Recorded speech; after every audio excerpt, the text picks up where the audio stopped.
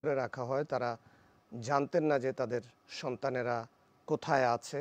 বিভিন্ন জায়গায় তারা খোঁজাখুঁজি করেছেন, কিন্তু তারা তাদের সন্তানের মুখ দেখতে পাননি এবং সন্ধানও জানেননি। তারপর একদিন হঠাৎ করেই তাদের দুজনের দুই সন্তানকে, অর্থাৎ বিশ্ববিদ্যালয়ের দুই শিক্ষার্থীকে জঙ্গি সাজিয়ে তাদেরকে গণমাধ্যমের সামনে এবং সারা দেশের মানুষের সামনে তাদেরকে হাজির করা হলো। সেটিও কেটে গেছে দীর্ঘ 5 বছর।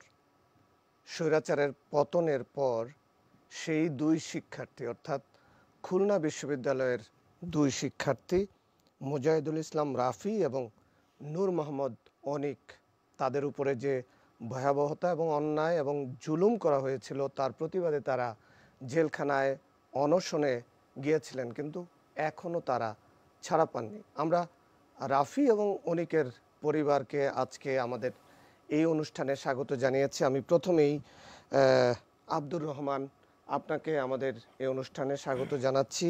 আপনার ছেলের নাম নূর মোহাম্মদ অনিক। জি, আমরা আরেকজনকে আমাদের এখানে আলোচনার জন্য আজকে আমন্ত্রণ জানিয়েছি, রেজাউল করিম। তিনি মুজাহিদুল ইসলাম রাফির বাবা। জি, আপনাদের দুজনকেই স্বাগত জানাচ্ছি। আমার বাম পাশে আছেন মোহাম্মদ অলিউল্লাহ, তিনি নূর মোহাম্মদ অনিকের আত্মীয়। আপনাকেও স্বাগত জানাচ্ছি। এবং আমার বাম পাশে আরেকজন আছেন এহসান নেয়াজ, যিনি নূর মোহাম্মদ অনিকের রুমমেট খুলনা বিশ্ববিদ্যালয়ের। আপনাকেও স্বাগত জানাচ্ছি আমাদের আজকের এই অনুষ্ঠানে। আমি প্রথমেই আব্দুর রহমান, আপনার কাছে জানতে চাই যে আপনার ছেলে নূর মোহাম্মদ অনিক, তিনি খুলনা বিশ্ববিদ্যালয়ে কবে ভর্তি হলেন এবং তার অ্যাক্টিভিটিস, তার রাজনীতির কোনো সংশ্লিষ্টতা ছিল কিনা যদি একটু বলেন আমাদেরকে। জি, আমি আগে বলে নেই যে আমি এখানে আসলাম এনটিভিতে কীভাবে। কারণ আমি একটা কোম্পানি চাকরি করি গাজী গ্রুপের জিএম। সে অনেক আমার ছেলেকে নিয়ে চিন্তা ভাবনা করার পরে তখন মানে কি করলো, ওনার ভাইরা গুম হয়েছিল। তখন আমি ওই গাড়ি নিয়ে ওই ভাইরাকে ফসিউর আলম স্যারকে মানে ওনার কাছে নিয়ে গেল। নিয়ে যাওয়ার পরে ফসিউর আলম স্যার বললো যে এতদিন পরে আইসেন, আরও আগে আসলে ভালো হইতো। স্যার বলল যে আমি অনেক ব্যস্ত থাকি, আসলে আসতে পারি না।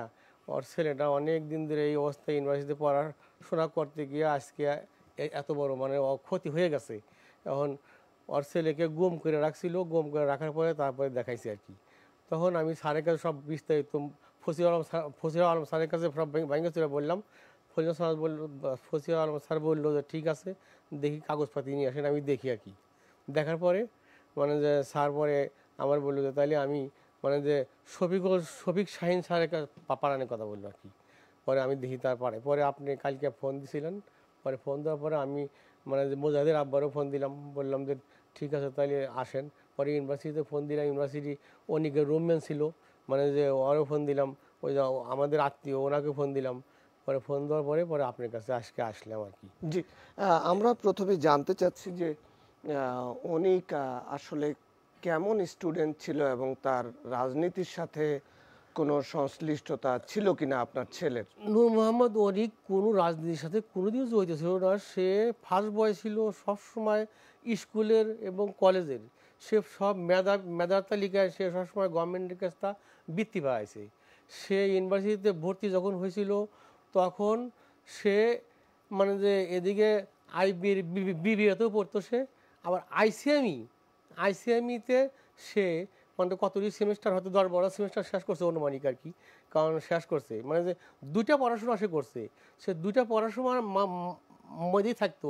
তারপরেও নিজের বাপের অবস্থা ভালো না, আমার তো আর্থিক অবস্থা ভালো না, আমার জন্য একটু রোজগার করার চিন্তা করতো, হয়তো একটা ব্যবসা করার চিন্তা করতো পাশাপাশি।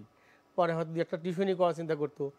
যে এইভাবে সে যে পড়াশোনা করছে। খুব মেধাবী ছেলে আমার।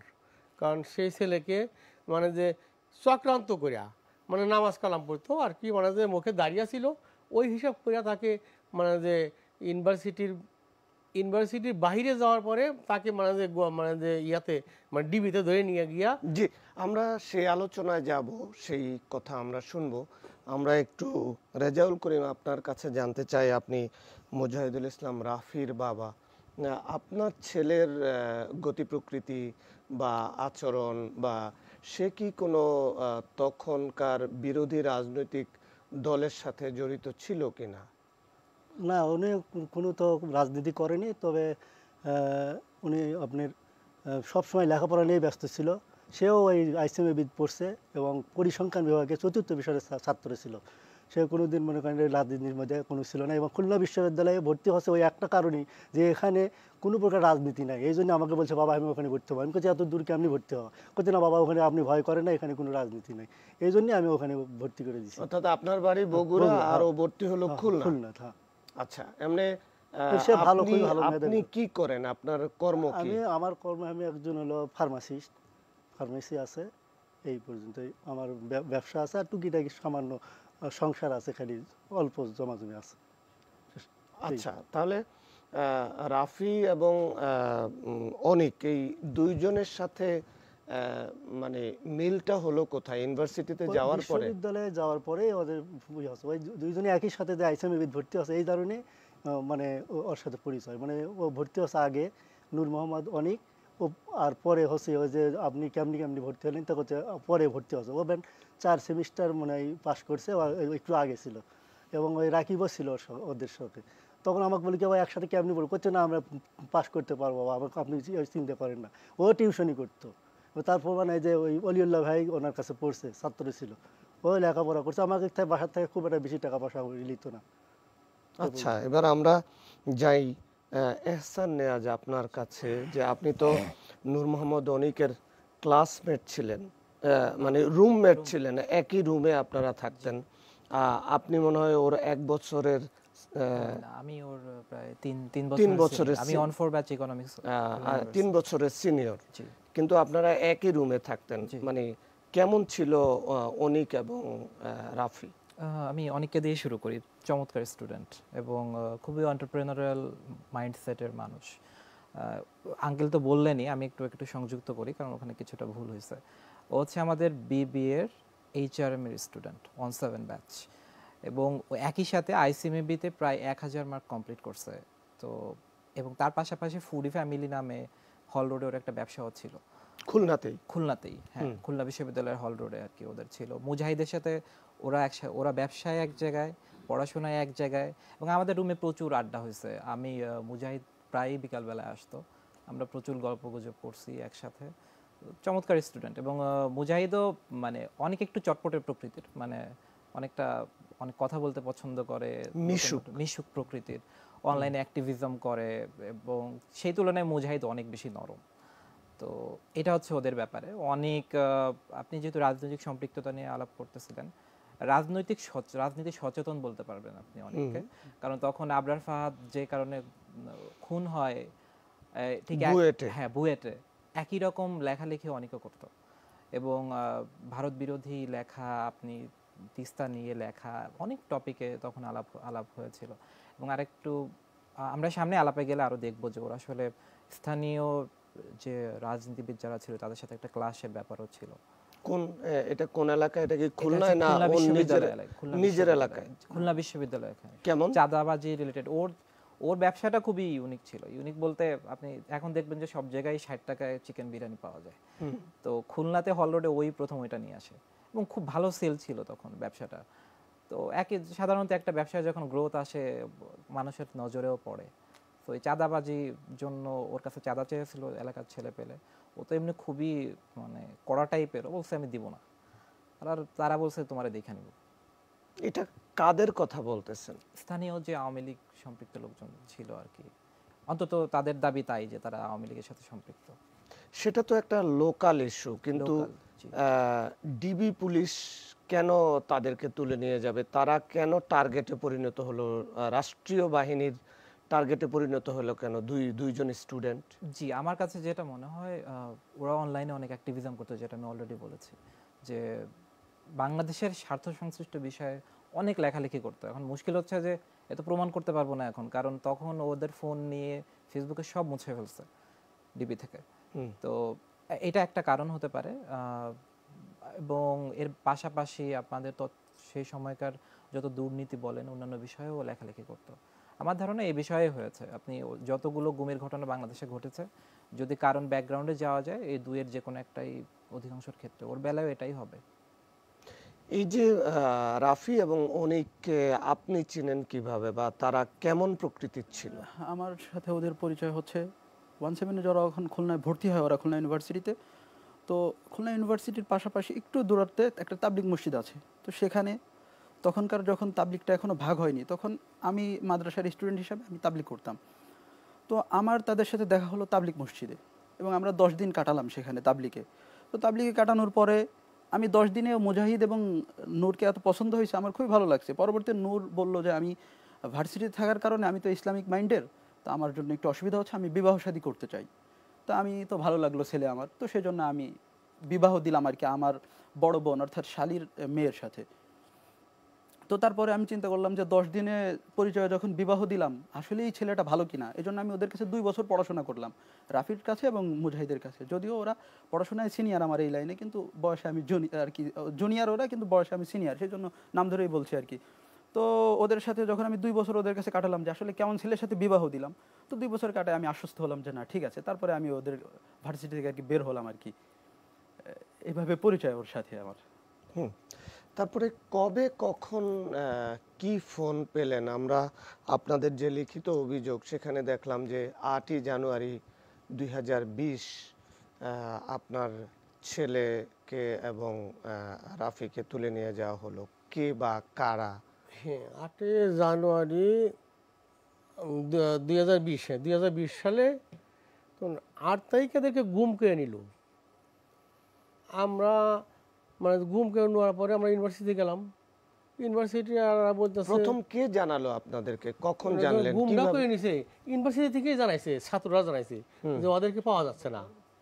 তখন আমরা চলে গেলাম, আমি আর উনি চলে গেলাম। তারপরের দিন যা সেটা ইউনিভার্সিটিতেও যা ইউনিভার্সিটি প্রশাসনকে জিজ্ঞেস করলাম। জিজ্ঞেস করার পরে তারা বলতেছে ওদেরকে নিচে পুলিশেই নিছে। ইউনিভার্সিটি বললো আর কি পুলিশে নিছে। তখন কে বা কেনা নিছে এইটা ওনারা বলে না আর কি, ওনারাও জানে না। তখন আমরা জিজ্ঞেস করলাম তাহলে আমরা কী করি। পরে আমরা জিডি করতে গেলাম থানায়। জিডি করতে গেলাম সোনাডাঙ্গা থানায়। থানায় আমাদেরকে জিডি করতে দিল না, বলছে যে জিডি হবে না, কারণ এই ধরনের আসামি জিডি হবে না। তখন আমরা কইলাম যে আমার ছেলে তো কোনোদিনও রাজনীতির সাথে জড়িত ছিল না, আর আমার ছেলে কোনোদিন মানে যে কারোর সাথে কোনো মারামারি কোনো কিছু করে নাই। সে আমি গরিব মানুষ দেখে একটা ছোটোখাটো ব্যবসা করতে চাইছে, হয়তো ওই যে বললো যে ওই যে ওইটা পাকা সবারই মানুষদের পাকা মানে যে মানুষের ব্যবসা করতে চাই আর কি। তখন সেটা মানে যে করার পরে এই ছেলেকে আমরা খুঁজতে খুঁজতে খুঁজতে খুঁজতে পাই না 25 দিন পরে ওরা একটা বাসানি ছিল, আমার ছেলে আর কি একটা বাসানি ছিল। সে বাসানি ছিল যখন যে ব্যবসাটা ছোটো ছোটো ব্যবসা করার জন্য বাসানি ছিল। ওই বাসায় 25 দিন পরে পুলিশ 17 দিন পরে পুলিশ আইনা 25 তারিখে আর কি পুলিশ আইনা ওই বিভিন্ন মানে যে বোম টোম সরঞ্জানি আবিজাবি অনেক কিছু আইনা পরে মানে যে ক্যামেরা দিয়ে উঠাইয়া মানে যে আমরা যাব এই আলোচনায়। ধরেন আপনার রুমমেট ছিল অনিক। 8ই জানুয়ারি 2020 তাকে তুলে নেওয়া হলো ক্যাম্পাস থেকেই।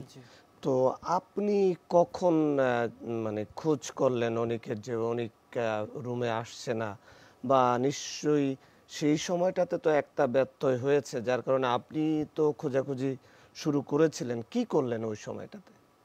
সো ওরা হচ্ছে 8 তারিখে ওদেরকে পাচ্ছিলাম না, সন্ধ্যা হয়ে গিয়েছিল 8 তারিখে। আমরা তখন ও রুমে ফেরে নাই। তো পরে ওর মিসেসকে ফোন দিয়েছিলাম। আমাদের কাছে আমাদের রুমমেটদের সবারই ফ্যামিলির নাম্বার ছিল। তো ওর মিসেসকে কল দিলাম যে ও কি বাসায় গেছে। তো বললো যে না, বাসায় যায় নাই। তো এরপরে তো আমরা খোঁজাখুঁজি করি, ওর সব বন্ধু যারা ছিল সবাইকে ফোন দিই। তো ওরা বললো যে না আর কি আমাদের এখানে নাই। পরে সেই দিন প্রভু স্যারকে আমি শামীম আক্তার আমাদের তৎকালীন বঙ্গবন্ধু হলের প্রভোস্ট, ওনাকে ফোন দিই যে স্যার এরকম আমাদের একটা ঘটনা ঘটছে, একজনকে পাওয়া যাচ্ছে না। তো পরবর্তীতে উনি তখন কিছু জানায় নাই আমাদেরকে। তো উনি বললেন আগামীকাল এসে দেখব। পরে 9 তারিখ সকালে আমরা যাই আর কি প্রভোস্টের অফিসে।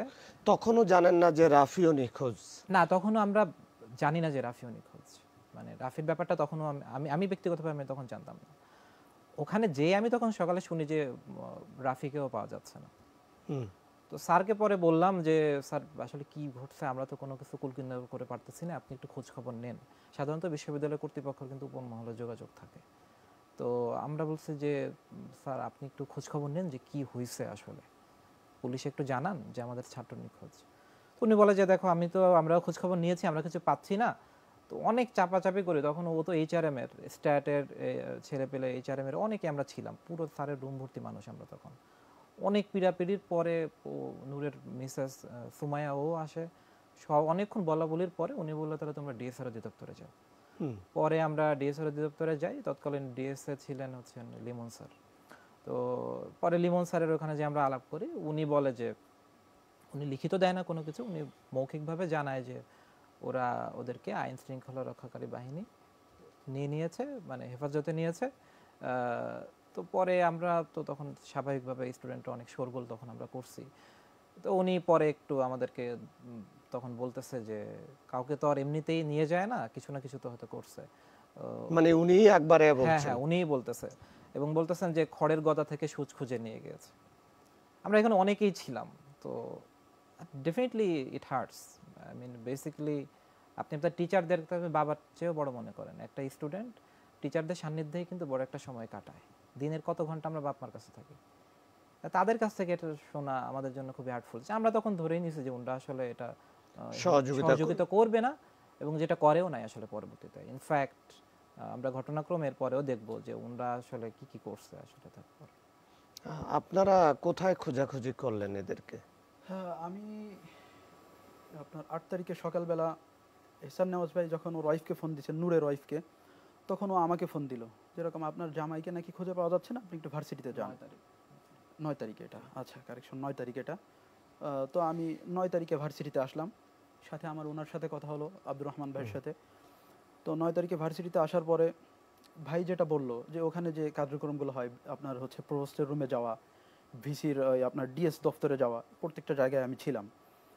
এবং কোনো ভার্সিটি প্রশাসন আমাদেরকে কোনোভাবেই তখন কোঅপারেটিভ তারা হয়নি, বা আমাদেরকে কোনো আশ্বস্তও তারা করেনি।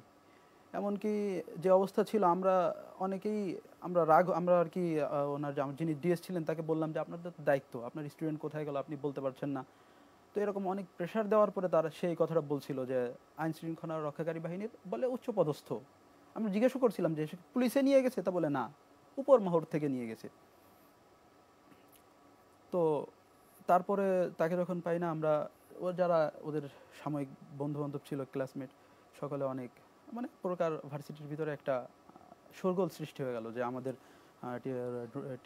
ভার্সিটির বন্ধুদেরকে পাওয়া যাচ্ছে না।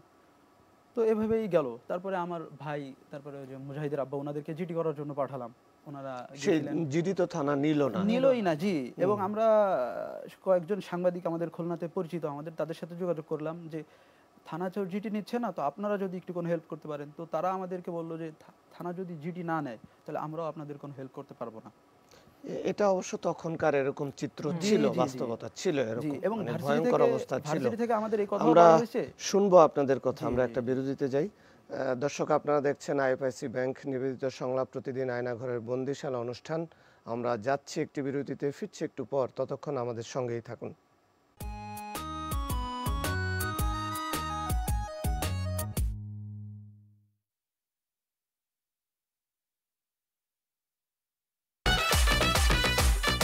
টাকা চুরির জন্য যদি আমার গলায় জুতার মালা পরাইতে হয়, তাহলে আমার শালীর সাথে প্রতারণা করার জন্য তোর ফাঁসি হবে। রিদিশা চকো ফান বিস্কুট নিবেদিত ধারাবাহিক নাটক ফাউল। রাজনৈতিক ফ্যামিলির মেয়ে হয়ে ওই কাজ করবে। রচনা আল আমিন স্বপন, পরিচালনা তাইফুর জাহান আশিক। মাসুদরা কোনোদিন ভালো হয় না। আপনার পোশাক আশাক দেখে কিন্তু আপনার তালুকদার বংশের লোক মনে হয় না আব্বা, আপনার মনে হয় যে আপনি ফকির বংশের লোক।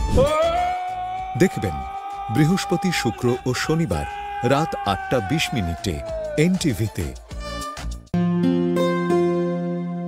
ভুল থেকে কখনো স্বর্গ হয় না, স্বর্গ নষ্ট করে। জীবনকে জানতে হলে মমত্ববোধ জানতে হয়, আর মমত্ববোধ থেকে অন্যের প্রতি ভালোবাসা আসে। আমি যেভাবে ভালোবাসতে চেয়েছিলাম। নাটক ভালোবাসি ভালোবাসি, রচনা আজম খান, পরিচালনা রহিম সুমন। ওই মেয়েই মেরেছে বুঝি? আমি না ওকে দেখে নেব। খেয়াকে খুঁজে পাওয়া যাচ্ছে না।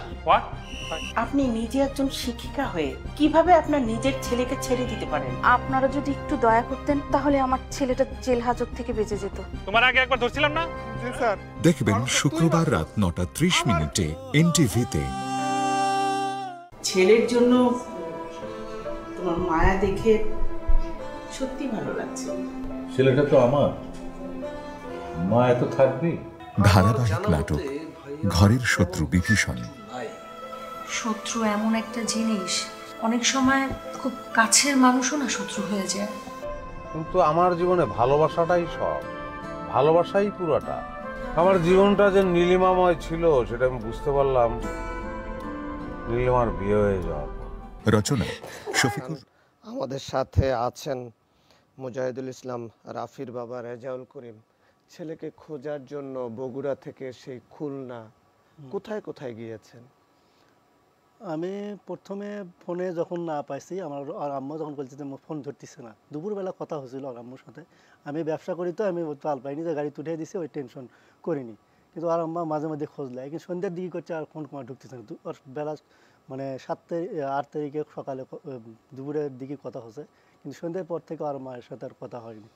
তখন আমি ওর বন্ধু বান্ধবের কাছে ফোন দিলাম। তখন বন্ধু বান্ধবীরা ওর নাসিম ওর বন্ধু ছিল, ওই ক্লাস ফ্রেন্ড, ওকে বললাম, করছে যে আমিও তো খোঁজ পাচ্ছি না। তাই আমি করছি দেখেন তাদের কোথায়, তাহলে নূর মোহাম্মদ অনিকের সাথে আছে কি না এখানে খোঁজ খবর নিলাম। তখন না পাওয়া গেছে, তখন 1 দিন কি 2 দিন পরে আমি খুলনাতে গেছি এবং ওই আশেপাশে যতগুলো থানা আছে, আমাকে থানাতে গেছিলাম, সেখানে বললাম যে এখানে জিডি করা যায় কি না। তো ওরা করছে যে যেখানকার ঘটনা সেখানেই জিডি করতে হবে, ওখানে এরকমভাবে আমাকে বললো। তো তখন আবার খুলনাতে গেলাম, আমি লবণচোরা থানাতেও গেছি, সেখানে আমাকে বলে ঠিক আছে লিখে দিয়ে দেন। আর মেট্রোপলিটন থানাতেও আমি গেছি, সেখানেও ওনারা খালি বলে যে আপনার নাম ঠিকানা লিখে দিয়ে দেন, কিন্তু জিডি নাম্বার দেয়নি। এরকমভাবে আমি সোনাডাঙ্গা থানা অবশ্যই আমি যাইনি, ওখানে 2-3 থানাতেই গেছিলাম। আমার এক স্বাস্থ্য মানে হেলথ ইন্সপেক্টর ছিল, আমার এক সম্বন্ধী, উনি আমার সাথেই ছিল। তো তারপরেও অনেক হয়রানি করার পরে আমাকে আত্মীয় স্বজন তো অনেক বড়, তাদেরকে আমরা সবসময় বিভিন্ন জায়গাতে তাদেরকে মানে বরাবরই যোগাযোগ করার জন্য। বিশ্ববিদ্যালয় প্রশাসন কি বললো আপনাদেরকে? বিশ্ববিদ্যালয় প্রশাসন আমাদেরকে বললো যে আপনার ছেলে, আমরা যখন অনেক চাপাচাপি বললাম, আমার ছেলে আছে, মানে আইন শৃঙ্খলা বাহিনী তাদেরকে তুলে নিয়ে গেছে। কোথায় তুলে নিয়ে গেছে এইটা তাদেরকে জিজ্ঞেস করলাম, তারা আমাদেরকে বললো না, বলতে পারলো না, কয় না আমরা এটা জানি না, নিচে যে এটা জানি আপনার ছেলেকে কোনো ক্ষতি হয়নি, নিয়ে গেছে। আমরা এটা জিজ্ঞেস করতে কী উদ্দেশ্যে নিছে, কয় কোনো উদ্দেশ্য থাকতে পারে, এটা বললো আর কি। কারণ এই পর্যন্তই আমি জানি। মানে কতদিন আপনার ছেলের কোনো খোঁজ পাননি আপনি? ওই যে 17 দিন পাইনি, 17 দিন একদম তাকে খুঁজে পাওয়াই যায় না। বিভিন্ন থানা গেলাম, বিভিন্ন জায়গায় জিডি করার জন্য গেলাম, কেউ জিডি মিটে নিল না। আমাদেরকে আরও ভয় দেখাইলো যে যদি জিডি করতে আসে তাহলে কিন্তু আপনাদেরও কিন্তু মামলা দিয়ে দিব, আপনাদেরকে কিন্তু মানে যে গুম করবো, মানে আমাদেরকে এরকম ভয় দিয়েছে পুলিশে। ভয় দেওয়ার পরে আমরা ভয় ঠেলা আর যাইতে পারিনি আর কি তাদের কাছে। এইভাবে আমরা খোঁজাখুঁজি অনেক করছি, তার বাড়িতে আসলাম, তার মাও তো খুব কান্দাকাটি। সেই সময়টা কেমন গেল আপনাদের, এই যে 17 দিন আপনারা দুইজনেই আপনাদের সন্তানদেরকে? আমাদের ওই সময়টা খুবই কষ্টকর গেছে, আমরা আসলে বুঝাইতে পারবো না। কারণ ছেলে যখন পড়াশোনা করতে দিছিলাম, আসলে আমরা তো ছেলে এইভাবে যে নিয়ে যাবো তা আমরা কোনোদিনও বুঝতে পারিনি। ছেলেটার পড়াশোনা যেভাবে নষ্ট করবো তাও বুঝতে পারিনি।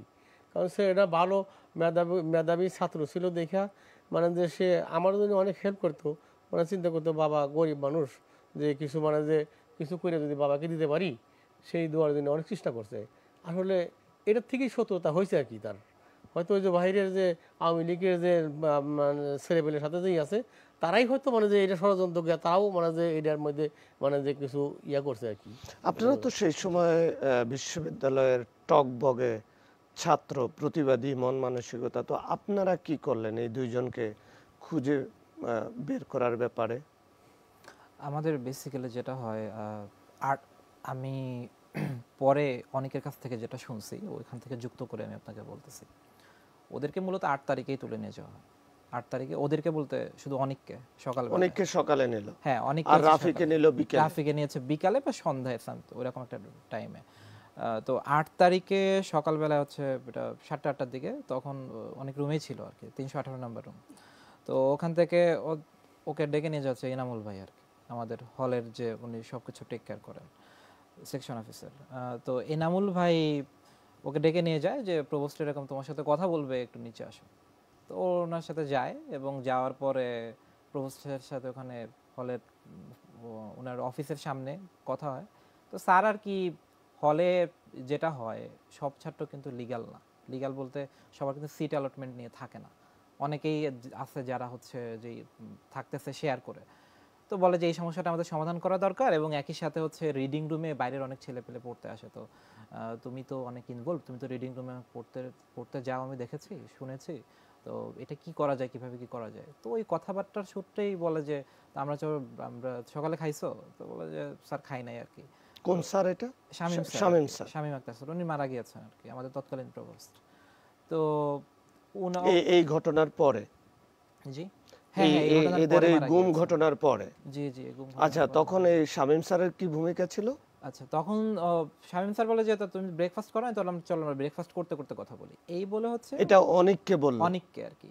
তখন আর কি উনি শামীম স্যার, অনেক আর এনামুল ভাই এনরা হচ্ছে যায় পেছনের গেট দিয়ে, তখন আপনার ওই যে গল্লামারি মোড়েই হচ্ছে খাবারের দোকান আছে, একটা মিষ্টির দোকান আছে সাতক্ষীরা ঘড়িটারে, সবাই চিনবে, হলের অপোজিটে, ওখানে যায় ঢুকে, ক্যাম্পাসের বাইরে। অর্থাৎ শামীম স্যারকে বিশ্বাস করতো অনেক, হ্যাঁ, না হলে তো ক্যাম্পাসের বাইরে খেতে যাবে না, আইডিয়া টাইপের, মানে আমাদের সাথে প্রচুর, আমার কাছে ইনফ্যাক্ট ওনার নাম্বারও আছে, এখন তো আর পাওয়া যাবে না। তো উনি ওখানে যায়, তো ওরা খাইতে বসে, অনেকগুলো স্যার আমি খাবো না, আপনি খান, আমি এই মুহূর্তে নাস্তা করবো না আর কি। তো পরবর্তীতে স্যার ওই কথাবার্তা চলতেছে, এর মধ্যে স্যারের একটা ফোন আসে বা মেসেজ আসছিল, শিওর না আমি আসলে। তো এর মধ্যে উনি অনেককে বলে যে আমার তো একটা ট্রেনিং আছে, আমার যাইতে হবে, তুমি বসো নাস্তা শেষ করো। তো অনেক বলে যে না স্যার আমি নাস্তা করবো না। তো এই বলে ও স্যারের পিছে পিছে বের হয়ে যায় আর কি। তো স্যারের পিছনেও বের হলো, বের হয়ে রাস্তায় বের হয়েছে, তখন স্যার হচ্ছে এরকম চোখ দিয়ে দেখাই দিছে যে এই ছেলেটা, দেন মাইক্রোবাস পার্ক করা ছিল, ওরা এসে ওকে আর কি চাংদোলা করে নিয়ে চলে গেছে। সো এটা হচ্ছে ইউনিভার্সিটি কর্তৃপক্ষের তখনকার ইনভলভমেন্ট। তো সেই সময় তো ওকে নিয়ে যায়, এরপরে তো নির্যাতন, এবং আমরা ন্যাচারালি, আমি আপনাকে একটু আগে বললাম যে আমরা সন্ধ্যার দিকে মোটামুটি খোঁজ খবর শুরু করি। আমি স্যারকে ফোন দিলাম, স্যার ওইটা বললো। এরপরে ওই দিন অনেক পিড়াপিড়ির পরে প্রভোস্ট লিমন স্যারের কাছে গেলাম, ডিএসের কাছে। উনি তো ওই দিন একরকমের, বলতে গেলে আমরা আসলে একাধিকবার গিয়েছি, একবার না একাধিকবারই গিয়েছি। পরের দিনও আবারও গিয়েছিলাম 9 তারিখে, আমার অ্যাকচুয়ালি 11 তারিখে আইএলটিএস টেস্ট ছিল, so I was kind of involved. তো 10 তারিখে দেখা গেছে যে ওই দিন কয়েকবার আমরা গেছি স্যারদের কাছে।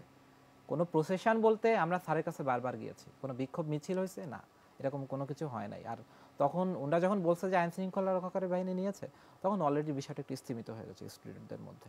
আমরা যারা এই যে যেমন এখানে আসছি, আমরা এরকম প্রায় 15-20 জনের মতো আমরা বারবার স্যারদের কাছে গিয়েছি, এবং স্যারকে, প্রভোস্ট স্যারকে নিয়ে পরের দিন আমি প্রভোস্ট স্যারের সাথে বসে আমি সিসিটিভি ফুটেজও দেখছি।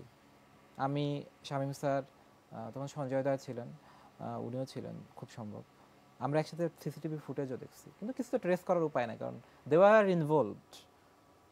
তো ওই অংশটা তারা দেখায় না, ওই অংশটা তো আমাকে দেখাবেও না। আমি চেষ্টা করেছি অনেকক্ষণ দেখার, এখন 24 ঘন্টার ফুটেজ আসলে আপনি কিভাবে দেখবেন? আমি তো টেনে টাইমটা তো ওনারা জানেন, definitely they are not going to show that. So এটা ছিল তখনকার ওনাদের ইনভলভমেন্ট। আমরাও বললাম, এনামুল হলো পথ দেখিয়ে নিয়ে গেল, মানে অনেককে রুম থেকে ডেকে নিয়ে আসছে, মানে অনেককে রুম থেকে ডেকে নিয়ে আসছে এনামুল। আপনি যে নাম্বারটা দিয়েছেন এনামুল সাহেবের, সেকশন অফিসার, উনি বর্তমানে সেকশন অফিসার ইসি বা সিএসসি ডিপার্টমেন্টে আছেন আর কি। তো আমি একটু ওনাকে ফোন দেই, দেখি পাওয়া যায় কিনা।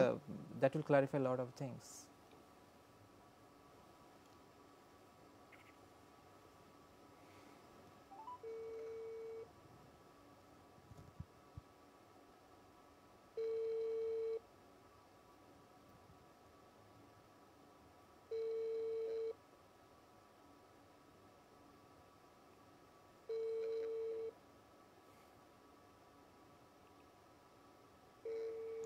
তো সেই সময়টাতে আপনারা চেষ্টা করেছেন?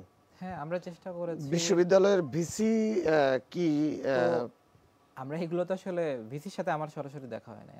আমার কথা আমাদের দেখা হয়েছিল লিমন স্যারের সাথে। আমি পরবর্তীতে পেপার পত্রিকায় দেখলাম যে ওনাদের দুটো ভিন্ন স্টেটমেন্ট, যে ফায়কুজ্জামান স্যারও বলছেন এবং লিমন স্যারও বলছেন যে বিশ্ববিদ্যালয়ের বিধি মোতাবেক তাদের বিরুদ্ধে ব্যবস্থা নেওয়া হবে এবং ওনারা ব্যবস্থা নিয়েছেনও।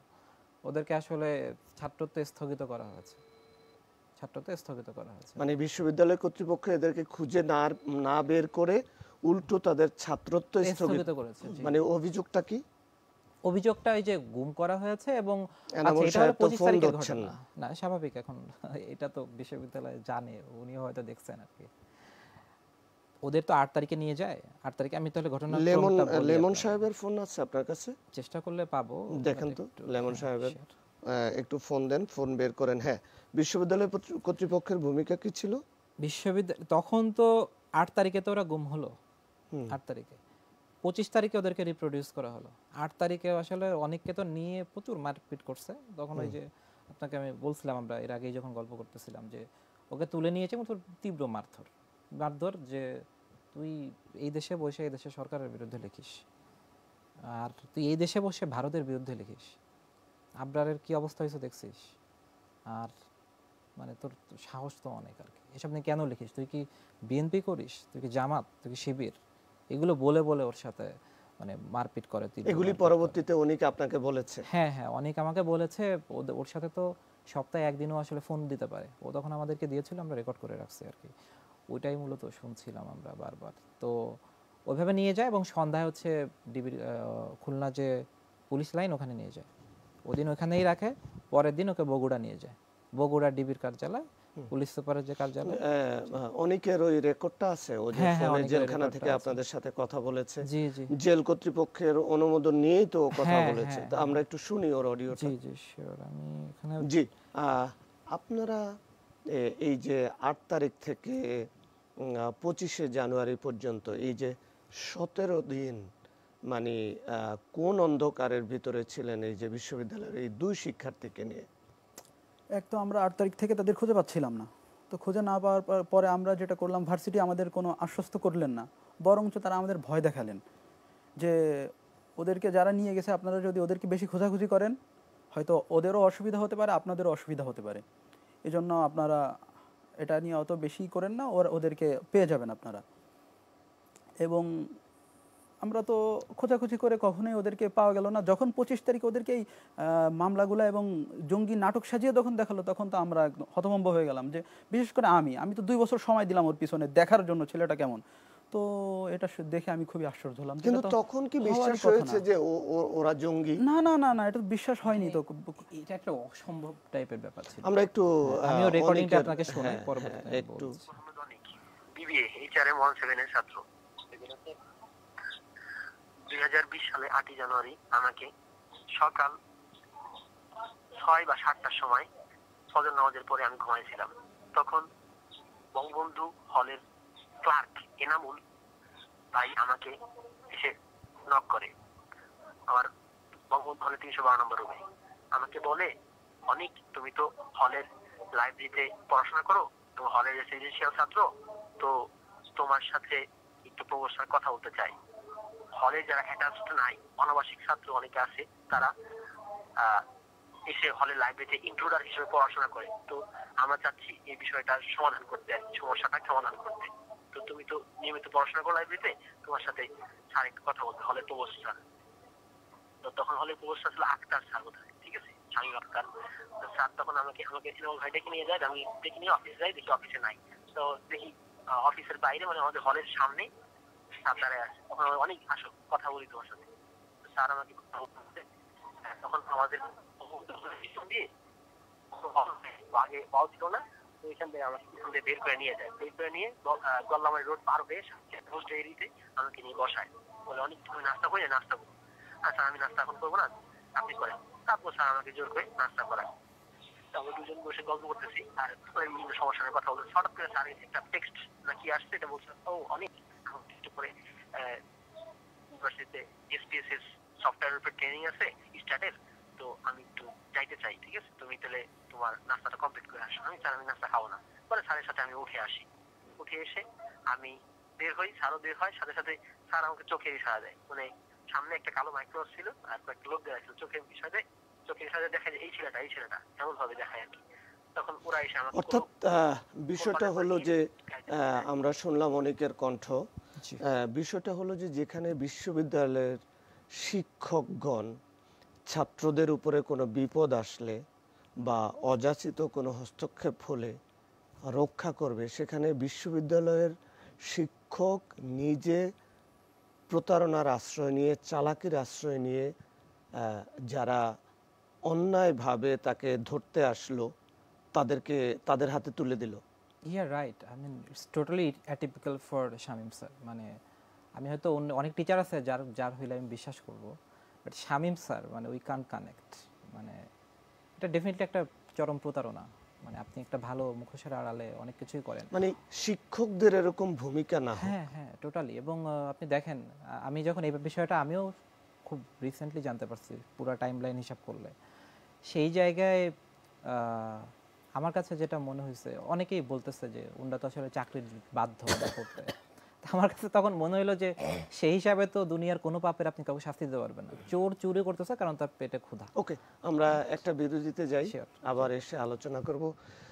দর্শক, আপনারা দেখছেন আইএফআইসি ব্যাংক নিবেদিত সংলাপ প্রতিদিন আয়নাঘরের বন্দিশালা অনুষ্ঠান। আমরা যাচ্ছি আরও একটি বিরতিতে, ফিরছি একটু পর, আমাদের সঙ্গেই থাকুন।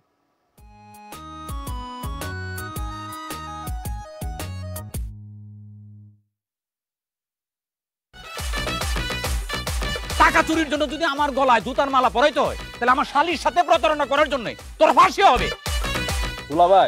রিদিশা চকো ফান বিস্কুট নিবেদিত ধারাবাহিক নাটক ফাউল। রাজনৈতিক ফ্যামিলির মেয়ে হয়ে ওই কাজ করবে। রচনা আল আমিন স্বপন, পরিচালনা তাইফুর জাহান আশিক। মাসুদরা কোনোদিন ভালো হয় না।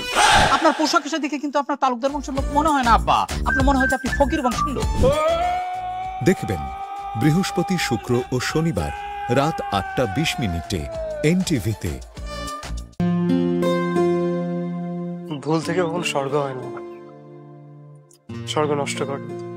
জীবনকে জানতে হলে মমত্ববোধ জানতে হয়, আর মমত্ববোধ থেকে অন্যের প্রতি ভালোবাসা আসে। আমি যেভাবে ভালোবাসতে চেয়েছিলাম। নাটক ভালোবাসি ভালোবাসি, রচনা আজম খান, পরিচালনা রহিম সুমন। ওই মেয়ে মেরেছে বুঝি? আমি না ওকে দেখে নেব। খেয়াকে খুঁজে পাওয়া যাচ্ছে না। আপনি নিজে একজন শিক্ষিকা হয়ে কিভাবে আপনার নিজের ছেলেকে ছেড়ে দিতে পারেন? আপনারা যদি একটু দয়া করতেন তাহলে আমার ছেলেটা জেল হাজত থেকে বেঁচে যেত। তোমার আগে একবার ধরছিলাম না? জি স্যার।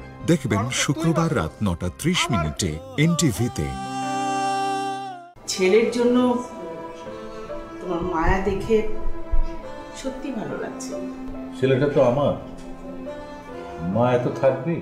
ধারাবাহিক নাটক ঘরের শত্রু বিভীষণ। শত্রু এমন একটা জিনিস, অনেক সময় খুব কাছের মানুষও না শত্রু হয়ে যায়। কিন্তু আমার জীবনে ভালোবাসাটাই সব, ভালোবাসাই পুরাটা। আমার জীবনটা যে নীলিমাময় ছিল সেটা আমি বুঝতে পারলাম নীলিমার বিয়ে হয়ে যাওয়ার পর। রচনা শফিকুর রহমান শান্তনু, পরিচালনা সাজিন আহমেদ বাবু। এর মধ্যে ডিপ্রেশন কিভাবে ঢুকলো? আমি আর কি বলবো, কিচ্ছু বুঝি নাই। আমি এখন হাতে নাতে প্রমাণ পাইছি। আব্বা যা বলছে তার একটা কথার সাথে অন্য কথার কোনো মিল নেই। আর তার কথা ধরে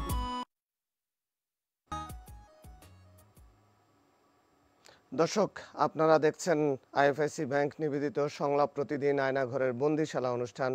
আমাদের সাথে আছেন গুম ফেরত 2 বিশ্ববিদ্যালয়ের শিক্ষার্থীর অভিভাবক। আমরা আপনার কাছে জানতে চাই রেজাউল করিম, মানে দীর্ঘ 5 বছর আপনার ছেলে প্রথম 17 দিন একেবারেই নিখোঁজ ছিল, তার কোনো খোঁজ খবর আপনারা জানতে পারেননি। তারপরে এই যে 5 বছরেরও বেশি সময় চলে গেল, কেন আপনার ছেলে কারাগার থেকে বের হতে পারছে না? এমনকি তারা তো অনশনও করছিল, অনিক এবং রাফি। এটা তো একদমই বিচিত্র ঘটনা, একেবারে কি বলবেন? মনে শোনেন, আমার ছেলে যখনই হারিয়ে যায় তখন 17 দিন তো আমরা প্রায় পাগল প্রায় হয়ে গেছিলাম। আমার মা তো প্রায় অসুস্থ হয়ে গেছিলো অনেক দিন পর্যন্ত। আমার বাড়ির আশেপাশে সবাই হতাশা, এবং গ্রামের লোকজন সবাই জানি এত ভালো ছাত্র। আমার বারবার মনে এভাবে এখনও বলে যে কি হলো যে এত লোক ছাড়া পাচ্ছে, কেন ছাড়া পায় না, এটা কি সবারই কিন্তু স্বাভাবিক। তা আমি বলতেছি আসলে এই আমার তো মনে হয় যে জঙ্গি নাটকটা সাজানোর কারণে, এই জঙ্গি ট্যাগটা দেওয়ার কারণেই মনে হয় মানে ছাড়তেছে না, এরকম মনে হচ্ছে। তাছাড়া তো তাদের কোনো দোষ নেই। আমার ছেলে সম্পূর্ণ নির্দোষ এবং সে কোনো প্রকার এর সাথে কোনো জড়িত নয়। সে ভালো ছাত্র, এটাই স্বাভাবিক। ও একই সঙ্গে দুটো বিশ্ববিদ্যালয়ে লেখাপড়া করছে, সে আইসিএমএবি লেখাপড়া করছে এবং পরিসংখ্যানেও লেখাপড়া করছে। সবসময় সে লেখাপড়াই করছে। ছাড়িয়ে আনার জন্য কি করছেন আব্দুর রহমান? ছেলেকে ছাড়ানোর জন্য অনেক চেষ্টা করছি। অনেক চেষ্টা করার পরে শেষমেশ আমরা যে ফসিউল আলম স্যারকে পাইলাম আর কি। পাওয়ার পরে স্যারের সাথে পরিচয় ছিল আগেই আমাদের। স্যার মানে বাইরের সাথে ওনার গাড়ি চাইতাম আমি, মানে যে ওনার গাড়ি নিয়ে ওনাকে ঘুরতাম। স্যারকেও যখন গুম করছিল ফসিউল আলম স্যারকে 18 সালে, হ্যাঁ 18 সালে, তখন আমরাও মানে স্যারের জন্য খুব পাগল খুঁজছি আর কি। রাত নাই দিন নাই, মানে বিভিন্ন জায়গায় নিয়ে ঘুরে ঘুরে খুঁজছি ওনাকে। খোঁজার পরে তারপরে স্যারকে যখন আমরা কতদিন আগে গত মাসে মনে পড়লো যে স্যার তো গুম আছিল, স্যারের সাথে তো মানে যে স্যার তো লেখালেখি করে, তখন আমাদের যে আছে যে আমাদের যে জিএম স্যার আছে, তখন তার তো আপন বাইরা, তখন গুম কমিশনে অভিযোগ দিয়েছেন? গুম কমিশনে অভিযোগ আমি দিতে পারিনি, আমি তখন অসুস্থ ছিলাম। আমি তখন মানে যে মৃত্যু সজ্জা ছিলাম, তখন উনি ইয়ে দিছিল আর কি, মানে অভিযোগটা দিছিল আর কি। আমি অনেকের আত্মীয় হিসেবে আপনি কি অভিযোগ কি দিয়েছেন? অভিযোগ আমি যখন অভিযোগের কথা শুনি তখন আমি প্রথমে ওখানে গিয়ে যোগাযোগ করি। তো আমাকে ফর্ম দিলেন যে আপনি এটাতে যা যা জানেন এখানে দিয়ে ফর্মটা জমা দেন। পরবর্তীতে আমি ফর্মটা জমা দিলাম। পরে একজন আইনজীবী মানে ওই কমিশনেরই, তার সাথে আমার সাক্ষাৎ হলো। তাকে আমি বিষয়গুলো বললে উনি আমাকে বললেন যে ওরা তো বের হয়নি এখন। আমি না, তো ওরা বের হলে ওদেরটাই শুনবো আমরা, আপনারা আগে ওদেরকে বের করার চেষ্টা করেন। তো আমি বললাম যে ওদের যে অবস্থা, বের কবে হবে, তো আপনাদের যে একটা কমিশন গঠন হলো এবং তারা কাজ করবে আমরা শুনলাম, সেই জন্য আসলাম। এখন এই কথাটা বলছেন, তা আমার বললো আমাদের কিছু করার নাই, ওদেরই প্রয়োজন আমাদের। তো আমি বললাম ওদের তো মামলা আছে, ওদের নামে সাজা হয়ে গিয়েছে, তো ওদের তো এত সহজে আসা সম্ভব না, কবে ছাড়বে। তারপরে আপনাদের দাবি অনুযায়ী যেই জঙ্গি নাটক সাজানো হলো, এই মামলায়ও ওদের কি সাজা হয়ে গেছে? জি সাজা হয়ে গেছে। জি। কত বছরের? একটা মামলা দুইটা ভাগ করে সাজা দিয়েছে ওদের, একটা 20 বছর, একটা 10 বছর। তো তারপরে তাদের দাবিটা কি, এই যে রাফি এবং অনিকের দাবিটা কি? যেহেতু আদালত প্রমাণ করছে যে তারা এই ঘটনার সাথে জড়িত, তাহলে তারা বের হওয়ার জন্য আবার অনশন কেন করছে? তারা এটা তো প্রাথমিক পর্যায়ে জজ কোর্টে এটা মামলাটা হিয়ারিং হয়েছে এবং সেখানে তাদেরকে সাজা দিছে। পরবর্তীতে আমরা এটা হাইকোর্টে আপিল করছি এবং যখন তাদের মামলাটা পরিচালনা করা হয় খুলনাতে, তখনকার আমলে কোনো ভালো অ্যাডভোকেট তাদের মামলাটা নেয়নি। তো পরবর্তীতে যারা নিছে তারাও এই মামলাটাকে ভালোভাবে দেখেনি। এমনকি আমাদের কাছে এমন ইনফরমেশন গেছে তাদের মামলা হিয়ারিং হচ্ছে কিন্তু আইনজীবী আসতেছে না অসুবিধার কারণে। তো মানে রাষ্ট্রীয় হুমকির কারণে? হ্যাঁ, রাষ্ট্রীয় হুমকির কারণে তারা আসতেছে, বাধার কারণে।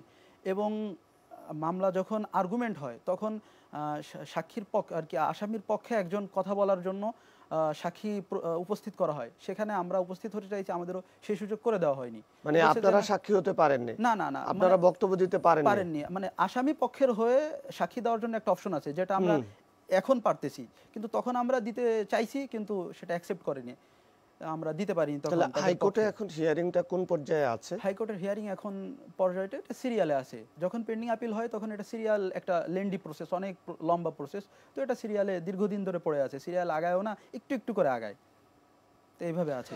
এখন এই যে দুইজন ছাত্রকে তখন বিশ্ববিদ্যালয় প্রশাসন তাদের ছাত্রত্ব স্থগিত করে দিল, তাদের সাথে স্টুডেন্টরা তো পাশ করে বের হয়ে গেছে।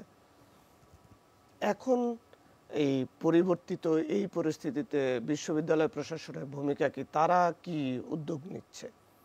এইখানে যেটা আমাদের খুলনার যে কেসটা আছে, ওখানে আমি সাক্ষ্য দিয়েছিলাম আর কি, এবং ওটাতে দুটো কেসে জামিন হয়েছে। তো জামিন হওয়ার পর বিশ্ববিদ্যালয় কর্তৃপক্ষ জিনিসটা নড়ে চড়ে বসছে আর কি। তো জামিন হওয়ার পরে রুকু আপা, বেগম আক্তার জাহান রুকু, উনি আমাদের উকিল, আমরাই ওনাকে নিয়োগ করেছি। ওই যে উনি যেটা বললেন না যে আসলে কেউ আসলে বিষয়ে আগায় নাই, তো রুকু আপার বেশ একটা সুনাম আছে, উনি আসলে যেগুলো কেউ শুনে না উনি এই জিনিসগুলো নিয়ে সামনে এগায়, ক্রিটিক্যাল মামলাগুলো দেখেন।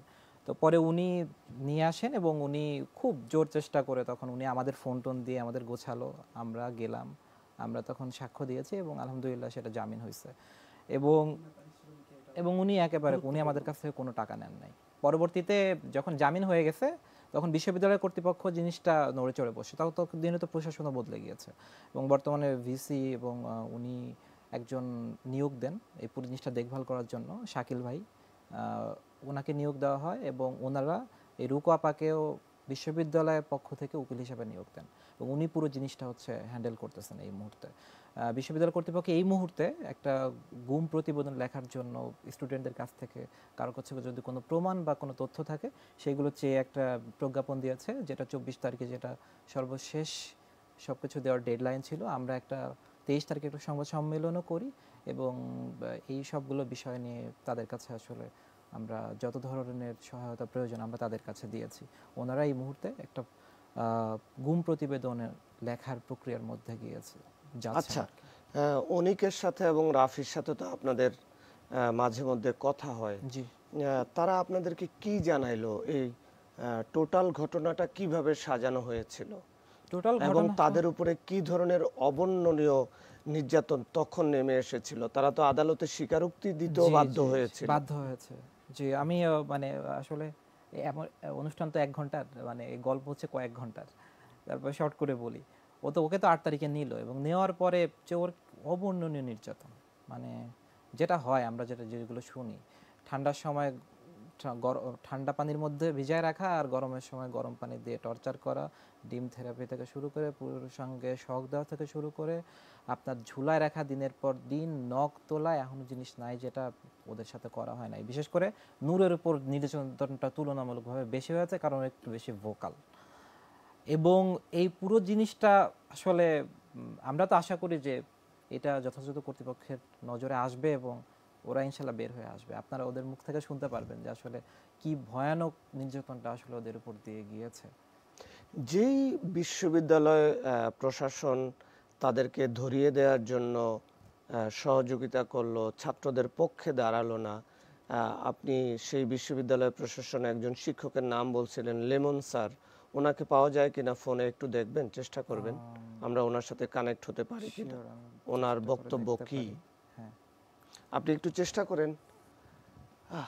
কি আবেদন সন্তানদেরকে ফিরে পাওয়ার জন্য? সন্তানদের আবেদন হলো তাকে নিঃস্বার্থে মুক্তি দেওয়ার জন্য সরকারের কাছে অনুরোধ জানাচ্ছি। আর হলো তার বিশ্ববিদ্যালয়ে লাস্ট বছর পড়া ছিল, তার এই পড়ার জন্যও মানে সরকারের কাছে আবেদন অনুরোধ জানাচ্ছি। মামলাগুলি সব প্রত্যাহার করার জন্য সরকারের কাছে অনুরোধ জানাচ্ছি। মানে আপনারা আপনাদের সন্তানকে নির্দোষ দাবি করছেন? নির্দোষ দাবি করে আমার কিছু, হ্যাঁ, নির্দোষ, সম্পূর্ণ নির্দোষ, সম্পূর্ণ নির্দোষ। কল ধরছেন? জি, আসসালামু আলাইকুম। খুলনা বিশ্ববিদ্যালয়ের শিক্ষক লিমন স্যার বলছেন? আমি শফিক শাহিন, আমি এনটিভির স্টুডিও থেকে বলছি। আপনাদের দুজন শিক্ষার্থী 2020 সালের 8ই জানুয়ারি তারা গুম হয়েছিল, একজন নূর মোহাম্মদ অনিক আর একজন মুজাহিদুল ইসলাম রাফি। স্যার, এদেরকে কে বা কারা আইনশৃঙ্খলা রক্ষাকারী বাহিনীর হাতে তুলে দিল? গুম হয়েছিল কথাটার সাথে আমি একটু দ্বিমত পোষণ করছি, কারণ গুমের ডেফিনিশন অনুযায়ী গুম না। দ্বিতীয় কথা হচ্ছে যে কে বা কারা তুলে দিল এটা আমাদের জানার কথা না, কারণ আমাদের সাথে যখন ছেলে মেয়েদেরকে নিতে এসেছিল অ্যান্টি টেরোরিজম ইউনিট, তারা বলেছিল দেওয়ার জন্য, আমরা বলেছিলাম ওয়ারেন্ট ছাড়া দিব না। এটা নিয়ে আমাদের সাথে তর্কাতর্কি হয় এবং তর্কাতর্কি হওয়ার পরে এক পর্যায়ে তারা চলে যায়। তারা নিয়ে যায়, তারা আপনাদের দুজন স্টুডেন্টকে 2টার সময় নিয়ে গেছে, একজনকে নিচে সকালে, একজনকে নিচে সন্ধ্যার সময়। না, আমাদের আগের দিন রাত্রেবেলা, যেদিন নেয় তার আগের দিন রাত্রেবেলা তারা আমাদের ক্যাম্পাসে আসে জি। এবং তারা আমাদের হচ্ছে যে তখন ভাইস চ্যান্সেলরের সামনে বাসায় তারা আমাকে ডাকা হয় রাত 12:30টার দিকে, ডেকে বলা হয় যে আমরা দুজন স্টুডেন্টকে এরকম একটা জঙ্গি সংশ্লিষ্টতা পেয়েছে, আমরা তাদেরকে নিতে চাই, গ্রেফতার করতে চাই। তখন আমি বললাম যে আমাদের যেহেতু ছাত্র বিষয়ক পরিচালক, আমাকে বলা হয়, আমি বললাম যে ওয়ারেন্ট দেন, ওয়ারেন্ট দিলে আমি আমার ছাত্র দিতে পারি, ওয়ারেন্ট ছাড়া আমি দিতে পারবো না। এটা নিয়ে অনেক তর্কাতর্কি হয় এবং তর্কাতর্কি এক পর্যায়ে যেহেতু আমরা বলি যে আমরা দেবো না, তখন তারা আমাদেরকে এক পর্যায়ে বলে যে দেশদ্রোহিতা করছেন। তখন তারা বলে যে আমরা পারলে বাইরে থেকে নিয়ে যাবো। তখন আমি দেখেন ক্যাম্পাসের মধ্যে বিষয় আমরা জানি, ক্যাম্পাসের বাইরের বিষয়টা আমরা জানি না। এইটুকুই আমার সাথে সর্বশেষ। তার মানে আপনারা আপনাদের ছাত্রদের নিরাপত্তা দিতে পারেননি? এটা আপনি যেটা বলছেন নিরাপত্তা দিতে পারেননি কথাটা তা নয়, কারণ আমাদের ক্যাম্পাসের মধ্যে আমাদের অ্যাক্টিভিটিস আমরা যেটা চেয়েছিলাম সেটা হচ্ছে যে ওয়ারেন্ট। অর্থাৎ শামীম স্যার এবং এনামুল ডেকে নিয়ে ক্যাম্পাসের বাইরে ডেকে নিয়ে তাদেরকে হলো অ্যান্টি টেরোরিজম ইউনিটের হাতে তুলে দিল। এইটা প্রভোস্টের ব্যাপারটা আমরা জানি না, কারণ কথা হচ্ছে যে আমাদের সাথে প্রভোস্ট সেই সময় বসেছিল, সেই সর্ব মিটিং এ আমাদের একটা কথাই ছিল যে ওয়ারেন্ট দিতে হবে, তারপর আমরা দিতে পারবো, ওয়ারেন্ট ছাড়া আমরা দিব না। তাহলে ওয়ারেন্ট কি দিয়েছিল, আপনাদেরকে দেখিয়েছিল? না, আমাদের ওয়ারেন্ট দেখায়নি এবং আমরা ছাত্রদেরকে ওই রাতেই তো নিতে এসেছিল, আমরা দেই নাই। তাহলে আপনি বলছেন গুমের সংজ্ঞায় পড়ে না, কিন্তু 8 তারিখে আপনারা তাদেরকে তুলে দিলেন বা তারা ক্যাম্পাসের না না স্যার আমি একটু বলি স্যার। হ্যাঁ, আমরা শামীম স্যারের বিরুদ্ধে অভিযোগ এবং সেকশন অফিসার এনামুল হক সাহেবের বিরুদ্ধে অভিযোগ যে তারা এই ছাত্রদেরকে ক্যাম্পাসের বাইরে ডেকে নিয়ে নাস্তা খাওয়ার কথা বলে মানে অ্যান্টি টেরোরিজম ইউনিটের হাতে, কাউন্টার টেরোরিজম ইউনিটের হাতে তারা তুলে দিয়েছে। এটা হলো এই দুই পরিবারের অভিযোগ। স্যার আমি লাইভ অনুষ্ঠানে আছি, আমি লাইভে আপনার সাথে কানেক্ট হয়েছি ফোনে। তো আমি যেটা জানতে চাচ্ছি সেটা হলো আপনি প্রথমেই বলেছেন যে এরা গুম ক্রাইটেরিয়ার মধ্যে পড়ে না। আপনি বলেছেন যে 8ই জানুয়ারি তাদেরকে অ্যান্টি টেরোরিজম অর্থাৎ কাউন্টার টেরোরিজম ইউনিট তুলে নিয়ে গেছে ক্যাম্পাসের পাশ থেকে। তাহলে 17 তারিখ জানুয়ারির 25 তারিখ অর্থাৎ 8 থেকে 25 তারিখ এই 17 দিন তাদেরকে কোথায় কিভাবে রাখলো? এটা প্রথম কথা হচ্ছে যে যেদিন নিয়ে যায় তারপর সঙ্গে সঙ্গে আমরা এসব ভাইস চ্যান্সেলরের মাধ্যমে আমি তখন বলি যে আমার ছাত্ররা আসবে এবং আমি ছাত্রদের কাছে বলবো এটা আইন শৃঙ্খলা রক্ষাকারী বাহিনী নিয়ে গেছে। ভাইস চ্যান্সেলর তখন হচ্ছে পুলিশ সেই সময় তৎকালীন আইন শৃঙ্খলা রক্ষা বাহিনী ছিল, তাদের সাথে কথা বলেন এবং তারা বলে যে আমাদেরকে বিকেল পর্যন্ত সময় দেন, আমরা জানাচ্ছি বিকেল পর্যন্ত সময় দেবো। তারা আমাদেরকে বলেন আপনারা বলতে পারেন ছাত্রদেরকে যে আইন শৃঙ্খলা রক্ষাকারী বাহিনীর হাতে তারা আছে, এবং ছাত্ররা আসলে ছাত্ররা খুব সম্ভবত আমাদের কাছে একদিন পরে আসে, তার রুমমেটরা, আমরা তাদেরকে জানাই যে আইন শৃঙ্খলাকারী রক্ষাকারী বাহিনীর কাছে আছে তারা। কিন্তু 25শে জানুয়ারি পর্যন্ত তো তাদেরকে আদালতে হাজির করা হয়নি। তাহলে এই সময়টাকে আপনি কি বলবেন, আইনের ভাষায় কি এটা ঠিক আছে? এইটা আমি আইন শৃঙ্খলা রক্ষাকারী বাহিনী তাদের কথাতেই আমরা জানবো, কারণ আমরা যে জিনিসটা জেনেছি যে তারা আমাদের কাছে স্বীকার করেছে তাদের কাছে আছে, এবং আমরা ছাত্রদের কাছেও বলেছি তাদের কাছে, এবং তাদের গার্ডিয়ানরাও যখন আমাদেরকে ফোন দিয়েছিল আমরা তাদেরকে বলেছি যে আইন শৃঙ্খলাকারী রক্ষাকারী বাহিনীর কাছে আছে, এবং সেই সময় গার্ডিয়ান ছাত্ররা সবাই তাদের সাথে কথাও বলেছিল, এবং তাদের সাথে পুলিশ বাহিনী যে কথাটা বলেছিল যে আমরা 7 দিন পরে তাদেরকে প্রেস ব্রিফিং এর মাধ্যমে তাদের গ্রেফতারের কথাটা জানাবো। এবং তাদের বিরুদ্ধে যে অভিযোগ আনা হয়েছিল এই অভিযোগ কি সত্য ছিল? এটা তো আদালত দেখবে, আমি যতদূর জানি এটা এখনো বিচারাধীন আছে আদালতের কাছে, এটা আদালত জানবে। আমাদের কাছে তো এটা এমন না যে ইউনিভার্সিটি তাদেরকে হচ্ছে যে কোনো অভিযোগ দিয়ে ধরিয়ে দিয়েছে, এটা বাইরের একটা মামলার ইস্যুতে তারা আমাদের এখানে এসেছিল। ইউনিভার্সিটি তার জায়গা থেকে আইন শৃঙ্খলা রক্ষাকারী বাহিনীর কাছে ওয়ারেন্ট চায়, ওয়ারেন্ট যখন দেখাতে পারে না ইউনিভার্সিটি সেই সব ছাত্রকে দিতে পারে না। তারা তো ইউনিভার্সিটির শিক্ষকদের বিরুদ্ধেই পরিবার এবং তার যারা সহপাঠী আছে, রুমমেট আছে, তারা অভিযোগ করছে যে ইউনিভার্সিটির শিক্ষকরাই এই দুই ছাত্রকে কাউন্টার টেরোরিজম ইউনিটের হাতে তুলে দিয়েছে। দেখেন আমরা আমাদের কথাটা বললাম, আর ছেলেমেয়েরা অভিযোগ করেছে, তারা যারা জানে তারা তো ডেফিনেটলি ওই অভিযোগের প্রেক্ষিতে অবশ্যই প্রমাণ সাপেক্ষ হবে, তারা প্রমাণ করতে পারলে সেই জিনিসটা প্রমাণ হবে। আমি আমার জায়গা থেকে যে জিনিসটা জানি আমি আপনাদেরকে জানাইলাম। এখন বিশ্ববিদ্যালয় প্রশাসন এই দুই ছাত্র তো এই 5ই আগস্টের পরে তারা মুক্তি পাওয়ার জন্য তারা দাবি করছে যে তারা ভিকটিম এবং তাদেরকে জঙ্গি বানানো হয়েছে, তারা জঙ্গি কার্যক্রমের সাথে যুক্ত ছিল না, এখন বিশ্ববিদ্যালয় প্রশাসন বা আপনারা কি ভূমিকা নিতে পারেন? তখন তো একটা ভীতিকর পরিস্থিতি ছিল, আপনি যেটা বলছেন যে আপনাদেরকেও কাউন্টার টেরোরিজম ইউনিট ভিক্টিমাইজ করার চেষ্টা করেছিল, আপনাদেরকেও হুমকি দিয়েছিল। এখন সম্মিলিতভাবে এই দুই শিক্ষার্থীকে মুক্ত করার জন্য আপনারা কি ব্যবস্থা নিতে পারেন? যেমন আমি যতদূর জানি যে যেহেতু এটা আদালতে বিচারাধীন, যদি মিথ্যা হয় অবশ্যই তারা বেরিয়ে আসবে। শিক্ষক হিসাবে আমরা ছাত্রদের অবশ্যই ভালো ভবিষ্যৎ আশা করি এবং তারা যে কোনো ধরনের অন্যায় যাতে শাস্তি না পায় সেটা আমাদের চাওয়া সবসময় থাকবে। বর্তমান প্রশাসন সেই জিনিসটাকে এই পরিবর্তিত পরিস্থিতিতে তাদের পাশে দাঁড়িয়েছে, শিক্ষক হিসেবে অবশ্যই ছাত্রদের পাশে দাঁড়াতে আমাদের কোনো আপত্তি নেই।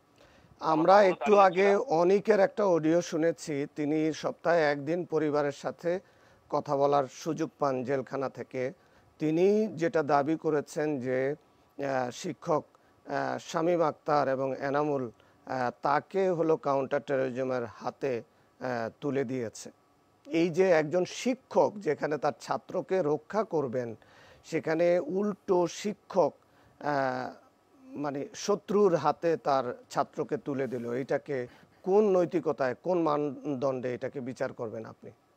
অবশ্যই এটা যে এই অভিযোগ ছাত্র যেহেতু করেছে, এটা যদি প্রমাণ হয় আমি অবশ্যই এটা অত্যন্ত গরিত কাজ বলেই মনে করব। স্যার আপনাকে ধন্যবাদ, আমরা শেষ করছি আজকে এখানেই।